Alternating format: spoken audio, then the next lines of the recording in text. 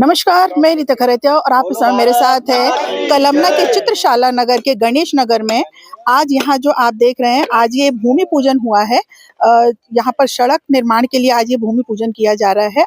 आज यहाँ पर हमारे क्षेत्र के गणमान्य नागरिक मौजूद हैं और यहाँ के निवासी भी यहाँ पर मौजूद है, जो सफल तरीके से यहाँ पर जो भूमि पूजन हुआ है उसके बारे में हम बात करेंगे। यहाँ पर हमारे प्रभाग 4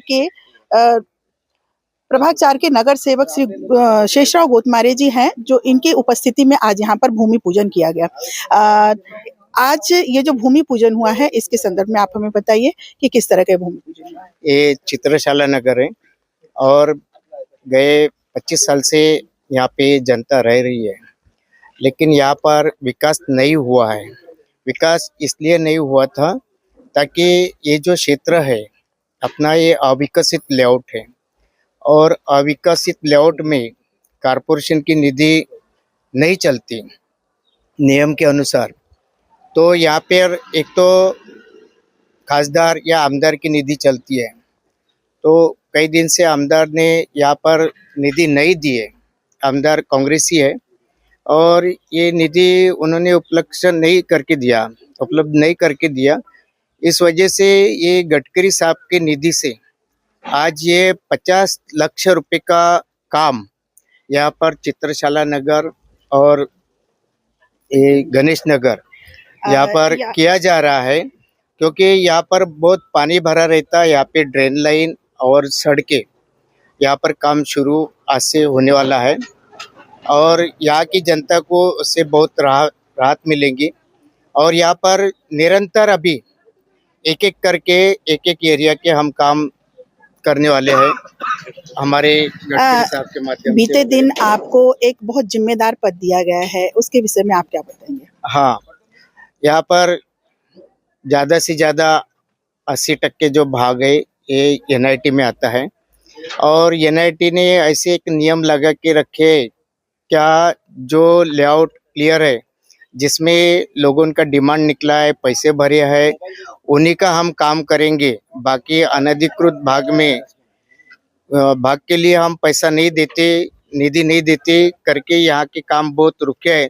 लेकिन सबसे पहले अभी जैसा भी एनआईटी पद तो घोषित हुआ है, पहली मीटिंग में हम यही प्रस्ताव रखेंगे ताकि ये अनधिकृत लेआउट को अधिकृत जल्दी से जल्दी बनाओ और इसके डिमांड निकालो, ताकि लोगों को राहत मिलेंगी, लोग पैसा भरेंगे, ताकि एनआईटी को भी पैसा आएगा और जनता के काम भी होंगे।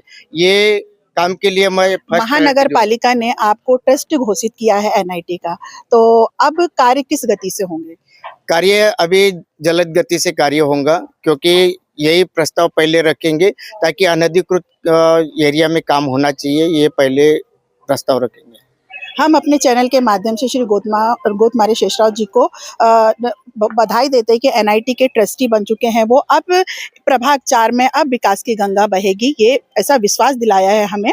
आज यहाँ पर भूमि पूजन हुआ है, क्या लगता है आपको कि किस तरह से आपको सुविधाएं उपलब्ध होंगी? क्या मुझे तो ऐसा नहीं लग रहा है। क्यों, आपको ऐसा क्यों नहीं लग रहा है? कॉन्ट्रैक्टर हैं, खुद नगर सेवक यहाँ पर आए हैं, बहुत बार आश्वासन दे चुके हैं ना यहाँ पे आके, पर कभी ऐसा हुआ ही नहीं ना। काम तो मैंने आज तक के देखा ही नहीं इधर काम हुआ है करके कुछ भी। चलिए, अभी नहीं हुआ है लेकिन अब आश्वासन दिया है और एक महत्वपूर्ण पद पर यहाँ के नगर सेवक विराजमान हो चुके हैं, तो अपने क्षेत्र का महत्वपूर्ण तौर से यहाँ का विकास होगा, ऐसा उन्होंने आश्वासन दिया है। अब आश्वासन तो दिया है क्योंकि पिछले कम से कम उन्होंने 4 टर्म नगर सेवक रह चुके हैं ना।